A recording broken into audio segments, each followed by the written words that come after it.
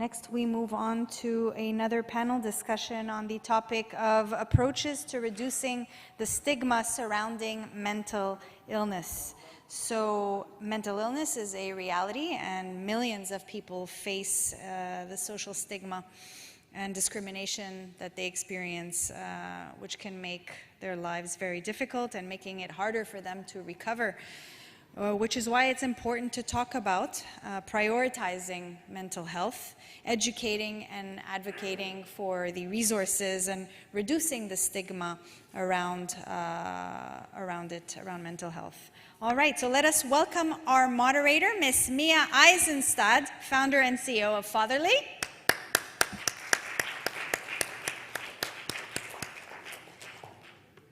Zaina Gosub, PhD, MCC, Leadership, Wellness, and Executive Coach for Embrace to Create.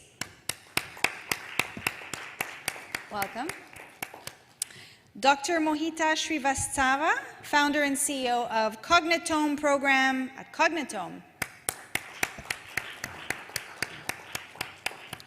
Ashutosh Singh, Chief Sewa Officer, Founder and Representative Director for Patanjali Japan Foundation.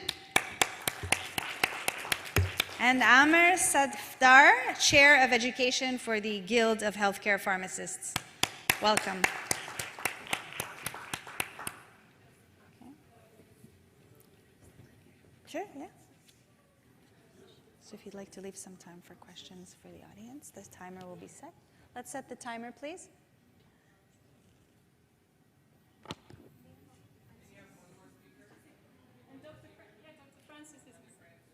Oh, I don't have Dr. Francis. Oh, I do. My goodness, it's there, and I skipped you. My apologies. Dr. Francis Ikenemo, MD at Happiness Doctor. How can we forget the Happiness Doctor?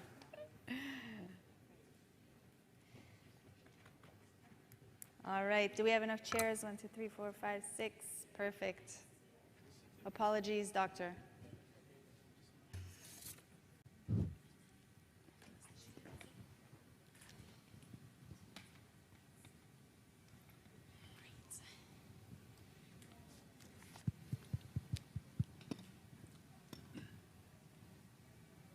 Okay, well, welcome everyone to this panel on the topic of approaches to reducing stigma surrounding mental illness. And we have an incredible, diverse, and fantastic panel today that represent experiences from all around the world.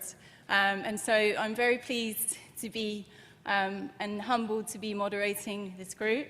As we've had throughout this event, we're also going to be referring to personal stories and to lived experience.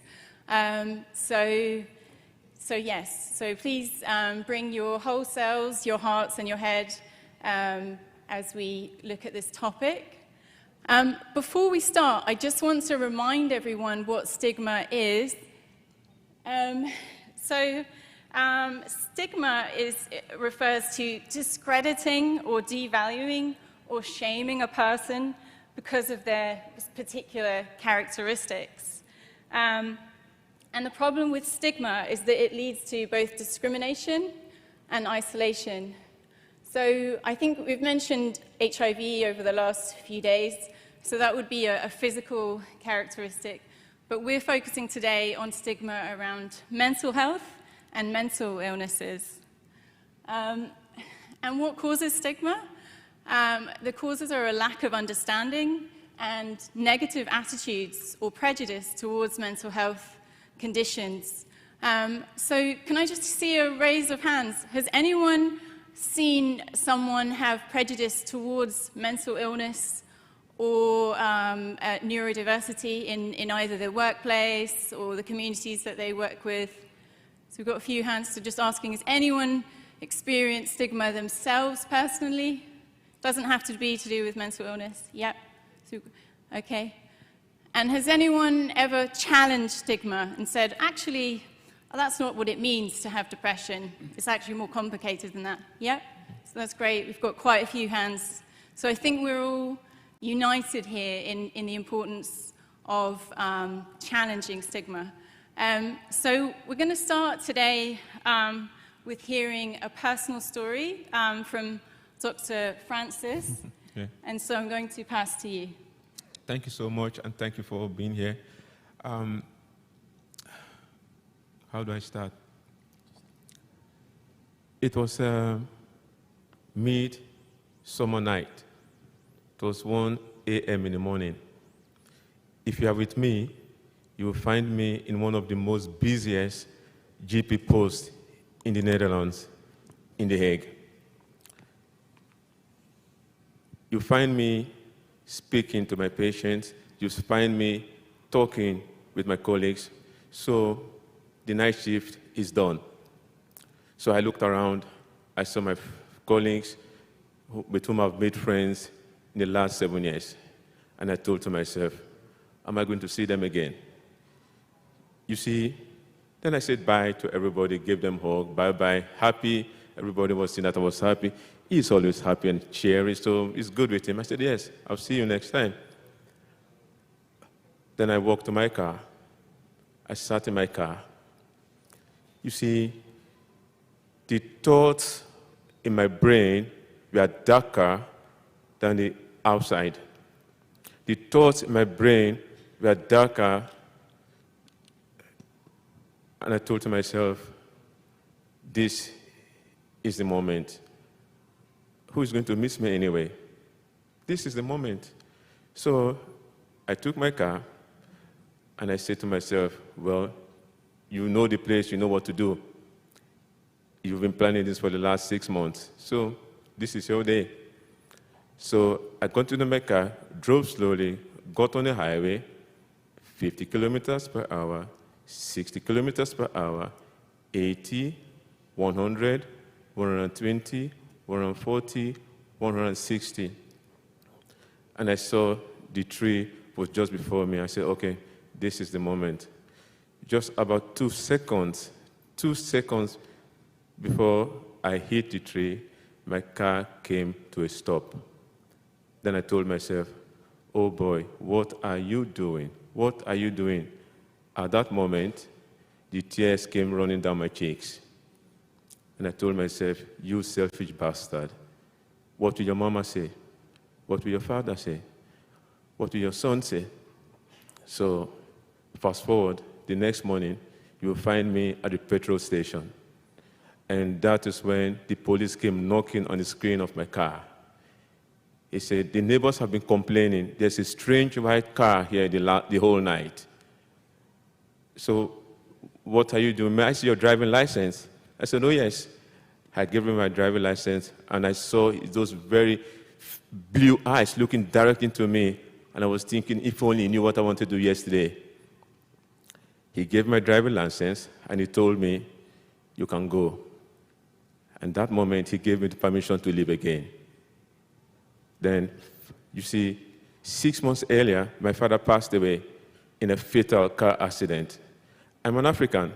I'm the first child of my family, 10 siblings. I have the responsibility to take care of them, of the community, my patients, and my mother. And I was thinking to myself, how do I do all this? I was crumbling, I was struggling, I was dying. But you know, I'm an African, I'm a doctor. We don't do depression. I don't do depression. You know what? Depression is for lazy people. And so, seriously, no offense, and some people will say, you know what, Dr. Francis, depression is for white people, not for Africans. So I didn't tell anybody this, what was happening to me. So after that night, I thought to myself, something has got to change. And that is why I found myself making medical journals, making notes, and that is why I came to write my book, Depression Lies. And today, I'm grateful because every day above the ground is a great day. That is why I'm with these very beautiful people to talk about the stigma of mental health. It's got to stop.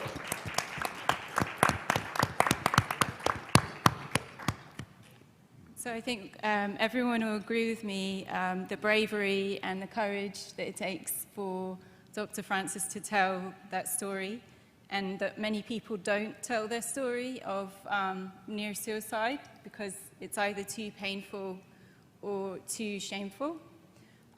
So even just here, Dr. Francis is breaking stigma right now, and this is one way that we can break stigma through sharing stories. So one of the things you mentioned, Dr. Francis, was around being a Black African man and doctor, and that you said that having depression isn't possible in that cultural context. So can you just explain a bit more about that for everyone? Yeah, you see, having depression is like a shame. What do you mean? Are you lazy? Are you crazy? Depression is that witchcraft. You have depression, you go to the voodoo man or you speak with the pastor. You see, listen, let me clarify something here. You have right to be sad. You have a right to have low mood. Yes, depression is a disease. When you recognize the symptoms, you got to speak to somebody. Right now, my goal, and I think your goals too, is to break that stigma, to tell that it's okay to have it. It's just like hypertension or diabetes. There's no stigma about it. It's okay, but you've got to talk about it. And what I do right now is when I recognize the symptoms of depression in myself or anybody, I try to talk about it. But believe me, it's hard work. It's hard work. So here we have the opportunity to break the stigma. You were talking about it yesterday, and I think right in this room, we should be doing that. And we should be doing as much as we can.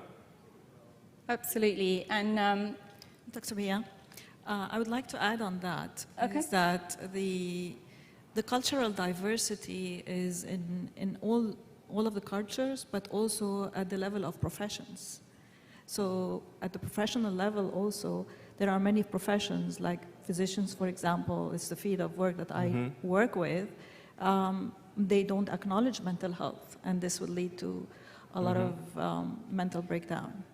absolutely. So Dr. Francis is a medical doctor, you're a GP as well as being a Black African man. And so there's also stigma within medical profession and with professional environments where it becomes very difficult to say if you are a provider of care that you also need care. Right? Yeah, exactly. If I may go a little bit deep on that, when I wrote my book, Depression Lies, and my colleagues read the book, say, "Did that happen to you?" I said, "Yeah, it's in a book." And I was just wondering, if I came to you and told you that moment, and you told me, "Oh, it's okay with you," I don't think that was the stigma at that moment. You know, saying, "You are a doctor, you don't get depressed." Well, I did. Thank you. And so, Amar, we heard some of your story yesterday. I think most of us will remember it's quite a powerful story. So I'm not going to ask you to tell it again, but obviously you're a British man from a South Asian background. And do you just, as we were talking about the cultural ways that stigma manifests in different cultural contexts, do you want to share a little bit about how the stigma towards mental illness in either British or South Asian community? Yeah, I can talk about both really, because the South Asian community is an Asian community where I live.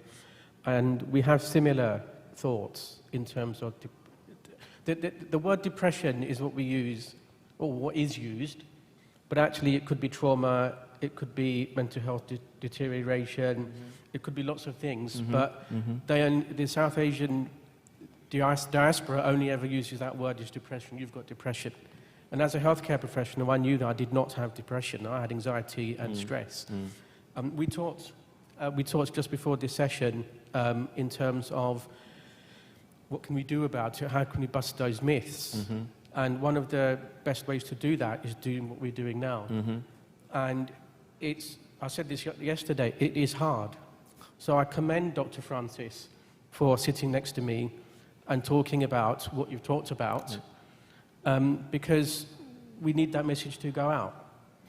And it's not just the South Asian community. There's lots of different communities who hide it. You know, it's as you were saying, it's voodoo. Yeah. Do you want to take it from there? Yeah. It's like when you're not feeling, I mean, you have the clinical criteria to diagnose depression. However, when you start complaining about not feeling very well, the first thing is somebody tells, go see the voodoo man.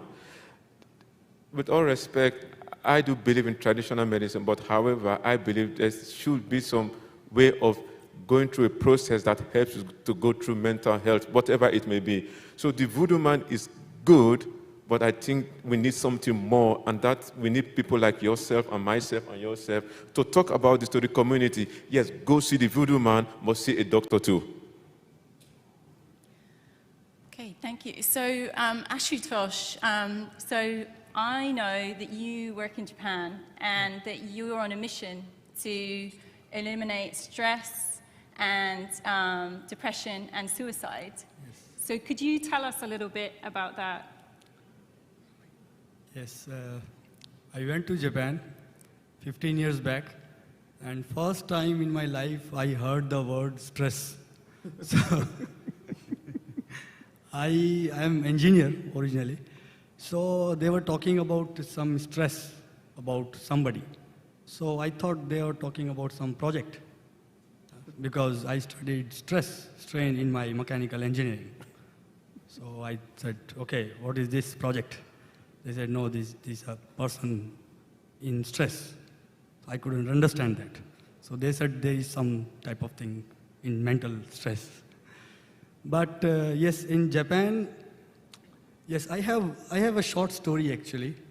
When I went to Japan, I worked in a super black company. We have a black companies in Japan. So they made me, the worst thing what they have done is, they made me stay in Ueno Park. If you are from Japan, in Tokyo, there is Ueno Park. I used to stay with the homeless people. But I was not stressed actually. I was enjoying because I am super mentally strong. And I was the last employee of that company. After that, that company was bankrupted. So that didn't affect me But after working in Japan for 10, 15 years, I found there is a pattern in Japanese companies, Japanese corporates.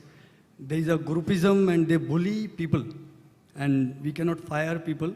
So what they do is they bully them and they make the situation so that that person leave the company. And similar thing happened with one of my colleague. She was from Europe and she was suffering from sexual harassment and mental harassment, power harassment. And that triggered me actually, that this should not be the way society should move. So then I thought that why it happened to me also. I mean, I was living in the park, it's okay. Why they couldn't affect me? So I've gone through, I did retrospective of my own life journey, my upbringing and my cultural and my family values. Then I found that I am spiritually very healthy. So we have a life, we have this body, we receive this body and we'll leave it someday. You don't need to take stress. Very simple philosophy. And spiritually I'm very healthy. So mentally I can be very healthy. And I have some special techniques which I do on regular basis. So that made me physically healthy, mentally healthy, spiritually I'm already healthy. Then I thought of why don't I spread this knowledge to everyone in daily routine. Then I have done, that is in 2019, I have interviewed more than 500 people in Japan. In Japan, Tokyo, starting from Tokyo, the most stressed city and many suicide happens. Then went to the suburbs areas, Hokkaido. I didn't go to Okinawa, but to the other suburbs like Hida, if somebody knows about Hida, Takayama. And I went to India also and found that in India also stress is becoming common word now. So I was surprised actually. So yeah, so basically, I have a story, but going to the bullseye, targeting bullseye, I have a special technique which I follow in daily routine. And I think that is helping so many people. Many people are connected with us, many suicidal attempt people, they connected with us. Many people having depression medications, they are connected with us, their medicines are going down, and many people are getting benefit. Yeah. That's great news. And I think Ashutosh brought attention to the fact that suicide is very different in different countries. So in some countries there's a high rate of suicide, and others it's lower. But I think one thing I'd like to bring attention to is that suicide in men worldwide is 3 to 4 times what it is in women. So sometimes people say to me, oh, why do you advocate for men's mental health as a woman? And I feel it's just unacceptable that I have a son, you know, there's many important men in my life, and I would not want anyone to go through suicide. And if we know that the rate is 3 to 4 times higher, then that's a problem. And that's something we're not talking about because of stigma. So, Dr. Zaina, I was wondering if you could tell us a little bit about your work as a professional and how you work to address stigma with your clients and the sort of tools that you use. Yes, absolutely. So one of the works I do global work. I do work in the Middle East and I do work in the United States. And it's differentiated between the Middle East is more with women, and in the States it's more with the health sector. So the healthcare sector. And I work with physicians and I work with the paramedical field, and burnout is my specialty. And the approaches that we deal with as globally is 3 elements. The first is wellness, and when we say wellness, we're talking about, as he was saying, about mental, physical, and spiritual wellness, but there's the element of social wellness also, and connectedness. That is very important.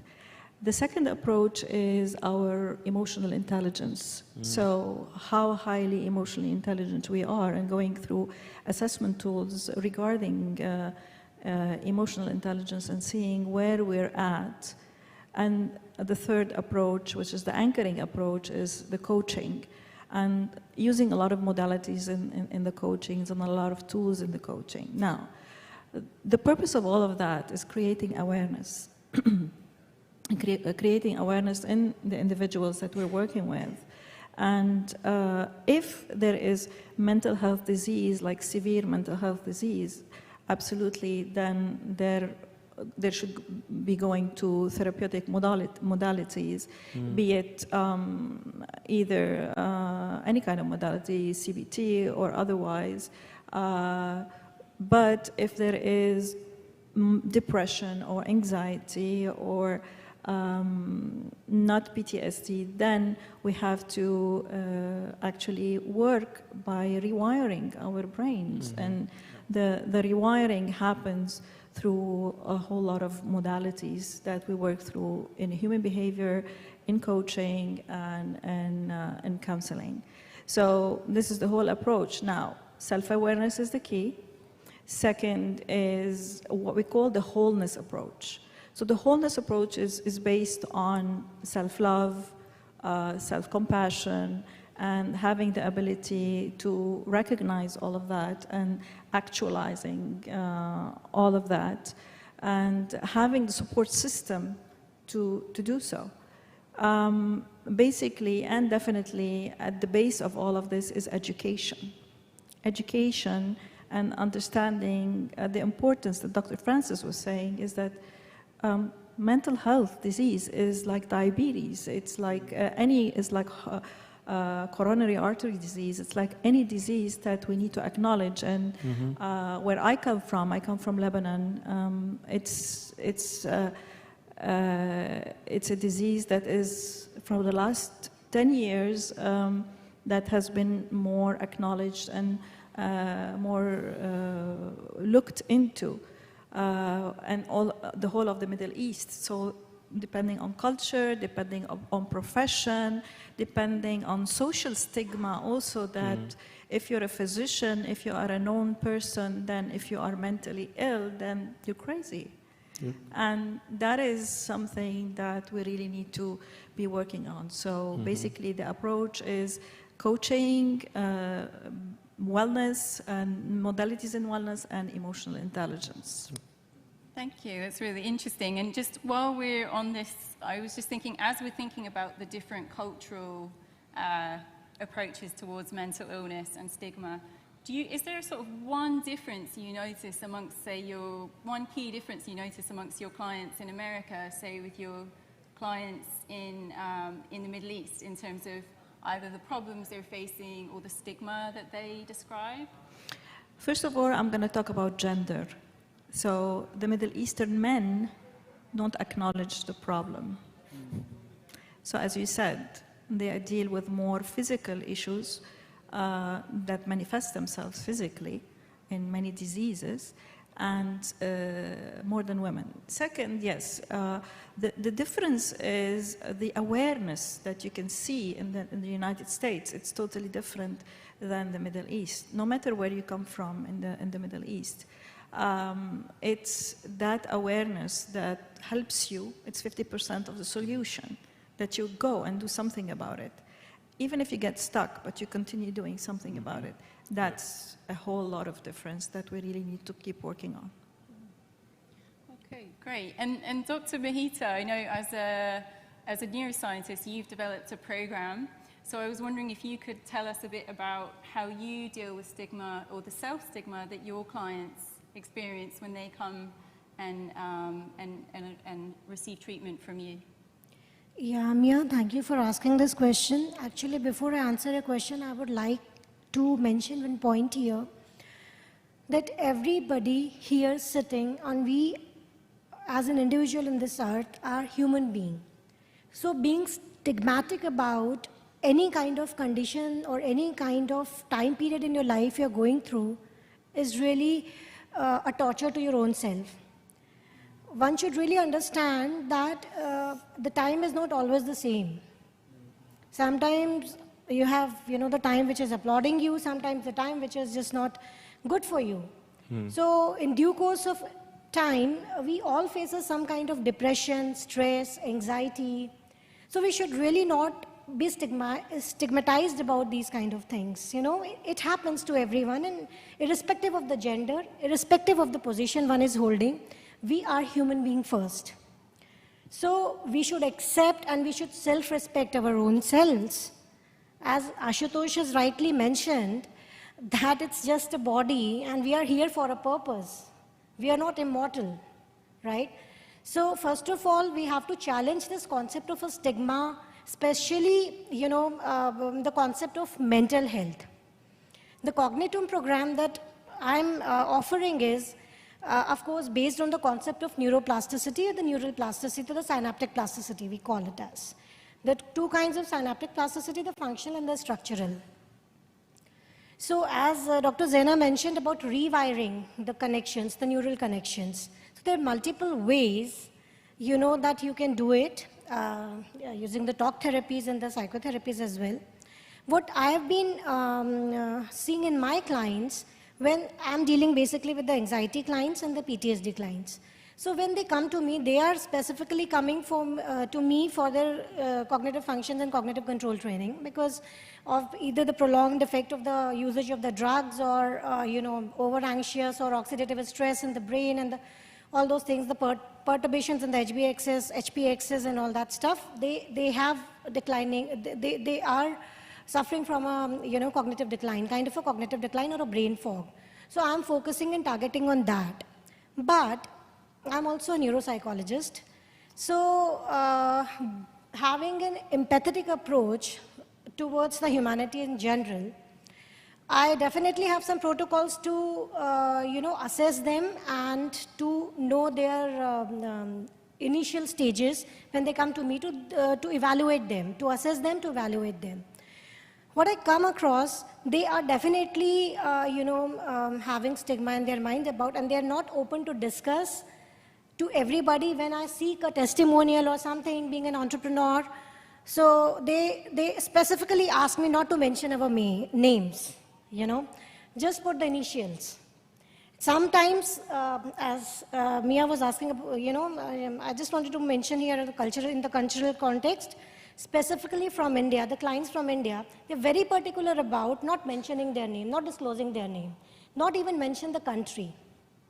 Though a lot of awareness campaigns and everything, psychoeducation programs, everywhere is going across, even in India. But, as a neuropsychologist, I personally believe, this is my personal opinion, that to deal with a client who are facing stigma, specifically the mental health related issues, one should focus on a person-centered approach as well as having an empathetic attitude. So there are two ways the way I deal with the clients. One, I need to understand what a client expects from me. What he really wants is to be actively listened. He or she really seeks an environment which is safe for him. And me being a therapist or a psychologist or a psychotherapist or a neuropsychologist or a neuroscientist, me to whom he is coming to me, being very non-judgmental and non-discriminative about himself or herself.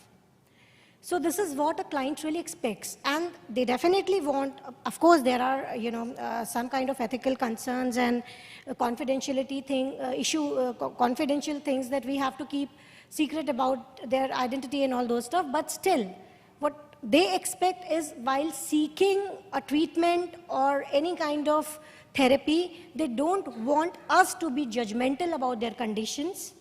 They don't want us to discriminate them that they are the patient, they are different from the crowd. Second thing that we must focus on is what approaches you can, you allow them, you teach them, you bring into their lives that they can come out of the stigma very nicely. So there are two important points. First, create an environment where they feel very confident, build a trust. Build a trust with them, understand them, be empathetic, be in their shoes, understand what is happening. Second thing, always, they also want that, they want that we should acknowledge that they are being stigmatized. So they want that self-advocacy, that, somebody has to, either they seek it from us, that you have to advocate from our point of view that, we are being stigmatized. So we really need to empower them. We need to, make them understand by educating and creating awareness, and ask them to go and seek the, social support or the peer groups, join those groups and share their stories. And don't be stigmatized about any condition, because because this is just a human life journey. And this is not permanent. Everything can be changed. And if you accept it, if you become self-aware about it, if you self-reflect about it, you're definitely going, overcome all these issues. Okay, thank you. And then the other important point to make about stigma is that it's not static, it changes over time. So after the pandemic, obviously worldwide, we had an increase in anxiety and depression, which I'm sure everyone's aware of. But what people have commented to me is that it's become more socially acceptable to say I have anxiety, but still it's stigmatized to say I have depression, right? So I might say, oh, I have anxiety about something, but to admit that you have depression is still quite stigmatized. The other thing that some of the psychologists have been commenting on is that we're using the words wrong. So younger people are saying I have anxiety or I'm depressed, when actually what they mean is I'm worried and I'm sad. Mm-hmm. So psychologists are keen to make clear that being sad and being worried is completely different to having a clinical diagnosis of anxiety and depression. So someone with depression often can't get out of bed, right, unless they have functional depression. Mm-hmm. Someone who's sad is a natural part of being human. We cannot be happy all the time. It's natural to feel a range of emotions. So just wanted to ask our panelists do you feel that, in your sort of experience over the last few years or longer, do you feel like there has been a change, that some disorders have become, some mental illnesses have become more sort of socially acceptable and others are still quite stigmatized? Should I take that one? Oh yes, absolutely. COVID came and COVID went. The good thing about COVID is that it is more socially acceptable to talk about your mental health, whatever it may be it depression or anxiety. Actually, I do notice that talking about depression is even easier after COVID. And the reason about that is how you see these celebrities talking about it. And also from a personal point of view, I am very, very observant if somebody has got some signs of depression. I have been there. I mean, if a patient comes to me 2 times, 3 times, 4 times, I say, boy or girl, we've got to talk. And that makes it easier for me because I tell my personal story then. Then I tell, do you think this could be happening to you? And the patient may say, or a friend say, oh, thank you so much for raising the issue. I don't know how to talk about it because there's a lot of stigma about it. And to your question, yes, talking about depression and talking about other mental health issues is easier, but we are not there yet. You see, if you look for it, you will find it. Great. And Mia, so just go for it. there's one more addition. The differences between the generations. So Gen Z, Gen Alpha, millennials are totally different than Gen X. And Gen Zs, they have the ability to talk about their mental health easier. It has been reported in the literature. Gen Alpha now is having more difficulties post-COVID, of course. So this generational differences and with the advances of technology also has had a very big effect in post-COVID also. Absolutely, and we have a generation that's growing up with COVID as their sort of starting point. And my son's 13, and he said, Mummy, 2018 was the worst year of my life, 2018 to 2019. And I thought, for a young guy, you know, to have that perspective of times being worse and times being better is actually quite strange, you know. So they're noticing. And obviously, there's babies that have been born during the pandemic, and so the world we have now, with increased uncertainty, is all they have known. So Amma, I'd love to hear your perspective on this. So I used to be a trustee for a multi-academy trust, which is secondary schools and sixth form schools. And when in 2019, 2020, the pandemic came, obviously all classrooms were closed, the schools were closed, and one of the things that we were worried about was what trauma would the students have. They are year 7, so that's around 10, 11 years old, all the way through to 18 years old. And they're at home. They're either, I was going to say, bunking off school, as in they didn't go to school, or they didn't do the homework that they needed to do. And we were worried, and the whole education sector within England was really worried about what's going to happen with these kids who have not formed relationships with their friends because they've had 2 years out.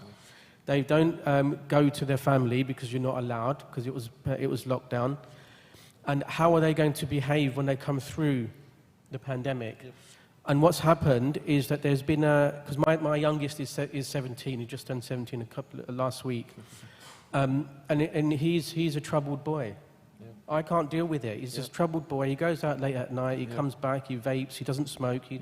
He's tried weed, but he's not told me that he's tried weed, but I know he's tried weed. And that's what we're going to be fighting with, because they just haven't had that 2 or 3 years in teenage years. And the younger ones, you see even worse. When you move from a primary school and you go to a secondary school in England, that's a big enough jump as it is normally. Now you've got young kids who are sort of very young, 9, 10. They don't know how to have relationships. Yeah, and that's a relationship with their family, with their peers.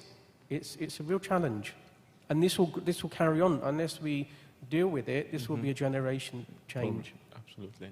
Yeah, absolutely. And I think you framed the importance of this issue, which is that we have to, it's not always comfortable to deal with stigma, but we owe it to our children and to the next generations as well as ourselves.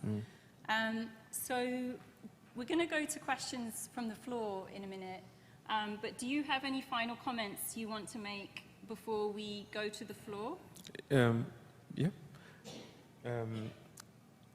Tonight, as we speak, this, for me, speaking about this now, it's not that a big issue anymore, but I can understand there's somebody out there, even in this room, who is thinking about somebody that they don't know and thinking, how do I address that? How do I talk about that? Believe me, I have been there. We may sit and we talk about it, but it's still not that very easy. I have been there. If there's somebody out there who is feeling lonely, if there's somebody out there who is struggling, if there's somebody out there that you know who is thinking, what do I do? If there's somebody out there that you know you've not seen for a couple of days, week, and you see certain mood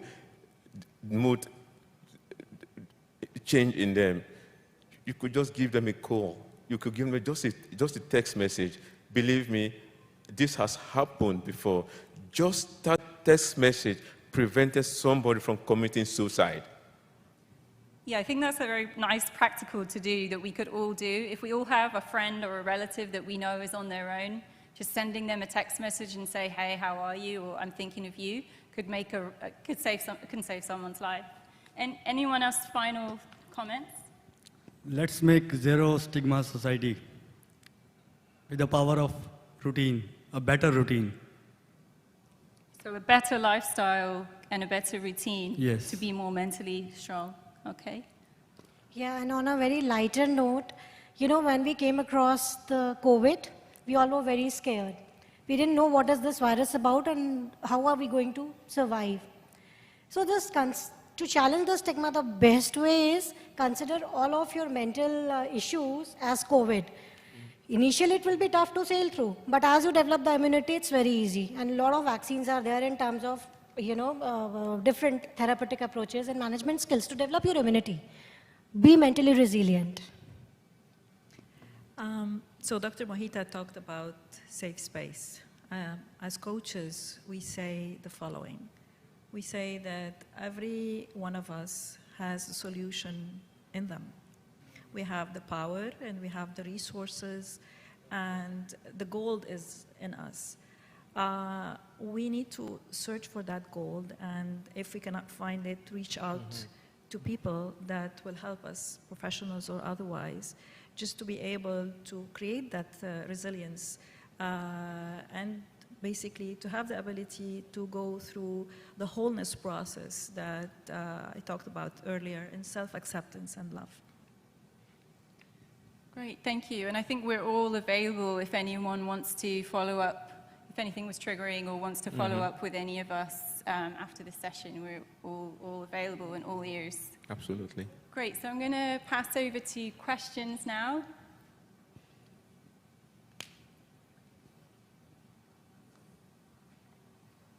Thank you guys for your vulnerability and just bringing up this important topic. I think one of the ways that we have reduced the stigma around mental illness has been people sharing their stories on social media, right? Celebrities, everyday people who you follow, they're telling their truth, they're doing videos. It's interesting that also we're seeing that social media is the cause of some of these mental challenges. So I just want to get your opinion on that, if anyone wants to speak on the effects of social media and how it has been advantage and disadvantage. Thank you. I've used social media for that reason myself. I tweet. Well, I've stopped tweeting a lot now because I'm not comfortable. But I tweet around mental health. On my LinkedIn profile, I've written quite a few posts around mental health, and I've done some blogs for the professional leadership body around mental health and shared those. And I shared them with these guys as well. So, and it's a very simple message. But because my thinking was that not my generation or our generation, this is for the generation below.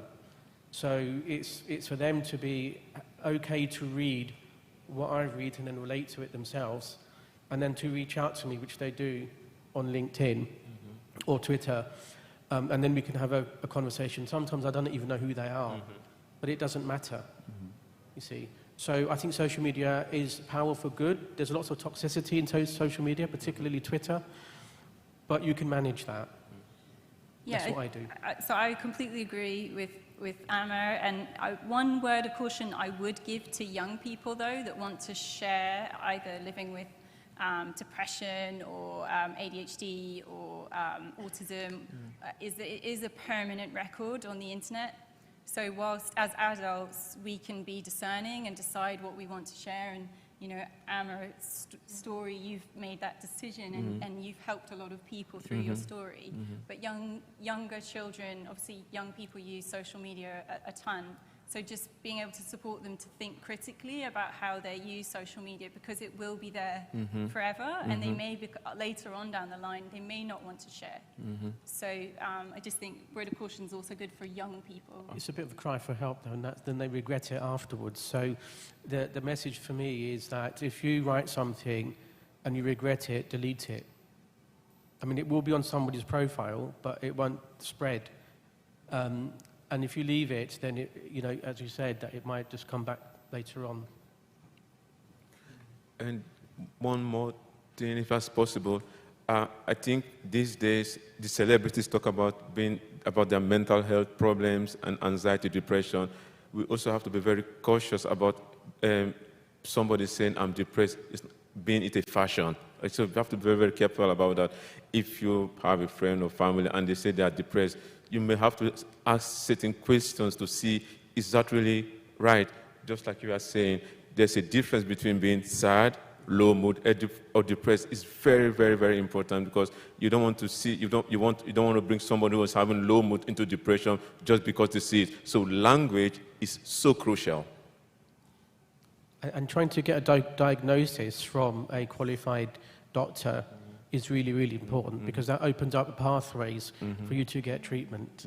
And for young people, that's really important, or the parents of the young people, that's really important, so they can open the door and then go in and get the proper therapy that they need. Absolutely, yeah.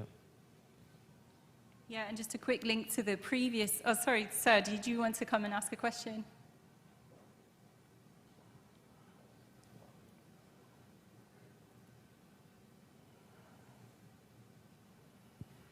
Yes, we've been talking a lot about the importance of speaking up to relieve some of the stress and to go beyond stigma. And I think, I don't know if you agree or not, we need to increase the effort to aware people about the great service we provide. I feel some of the health providers in this field are stigmatized themselves. They sometimes feel reluctant to talk about it in public. They could be mocked, they could be ridiculed, or having a lot of questions that they may not be able to answer. So don't you think we need to work more on delivering the message to the masses so they can feel comfortable? Because the more people go to it, the more people visit you guys, and the more publicized it will become, and more comfortable to people. When I see people around me visiting such professionals, I will have no problem doing the same. The second thing, to Mr. Ashutosh, you've been talking about routines. I would appreciate if you can teach us one routine today to go out of the day-to-day stress. One routine you can teach us today for free, no payment. Thank you. Okay, so yoga is the foundation of life, and people think yoga is something, doing some downward poses done by some rich ladies as expensive sports with a branded wear, and having a branded yoga mat with an energy drink. But yoga is not the pose. Yoga is the foundation of life. I call it the manual of life, how to lead our life. So what we do, I'll just share 3 techniques, and I want everyone to write it down and practice it. Practice it for 3 months and tell me the result. Okay? You have to tell me the result. So you're going to share 3 I'll share techniques. Now. Can I share now? You want everyone to write them down, or we're going to do them now? Or we're We'll going to write do it down? We'll do it now. Okay. So I call it silver triangle, okay? So it's a breathing technique, pranayama. So what we do is normally in the morning time, we just sit straight and back straight and shoulder relax. So what we do is we inject oxygen in our lungs. There are many dead spaces where oxygen does not reach actually. So we inject so that all our cells will have plenty of oxygen.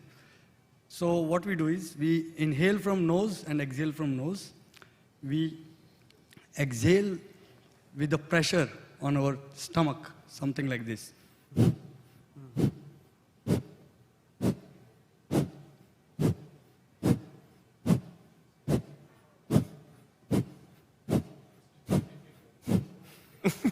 Yes, it is difficult, it is difficult, it is difficult, and it will take some time. So what we do is we do it 10 minutes or 15 minutes on daily basis, okay? We start with 2 times, 3 times, 4 times. We have our own yogi belt system, so I call it green belt yogi, do it 50 times, white belt yogi, do it 100 times, kesari belt yogi, do it without continuing, do it continue. So this is one technique, and remember your stomach should be empty. And this is one technique. We call it Kapal Bhati. Kapal Bhati means Kapal means head, and Bhati means to shine. So this is one of the purification technique. So it purifies our nadi. Nadi, I don't know what to say nadi in English. Channels. So this is one technique. Please remember it. Kapal Bhati. Okay. Do it for 10 minutes, okay? So you need an empty stomach for this empty one? Stomach, empty stomach. So that counts me out. Yes. So that is why today I didn't have lunch, so I can... I was expecting this question.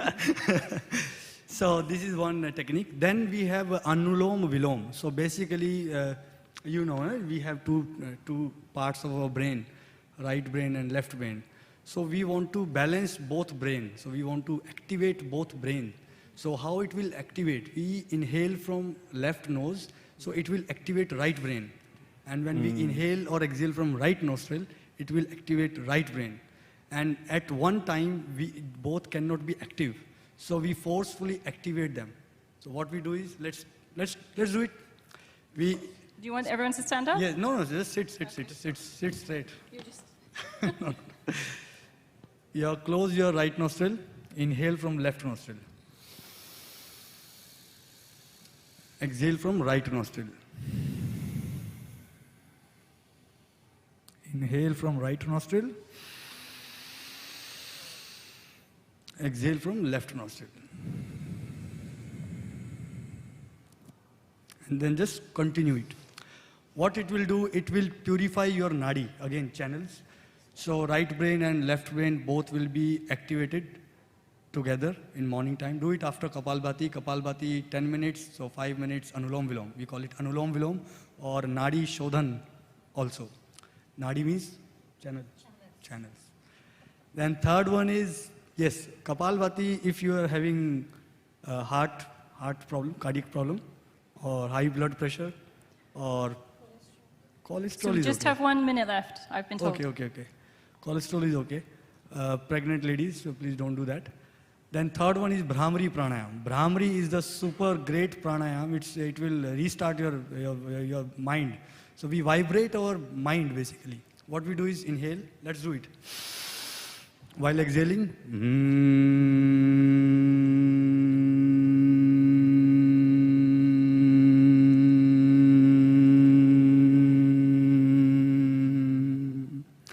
And do it like this, while closing your eyes and ears. Do it like this, like 3 times, 4 times, 5 times. And when you do this 10 minutes, 5 minutes or 5 minutes, you automatically will become in the meditative state.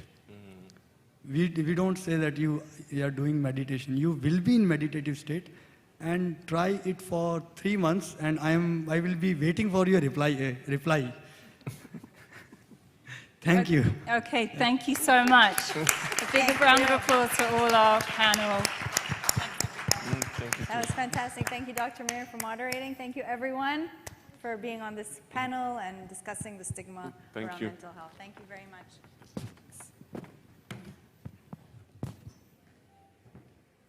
All right, thank you.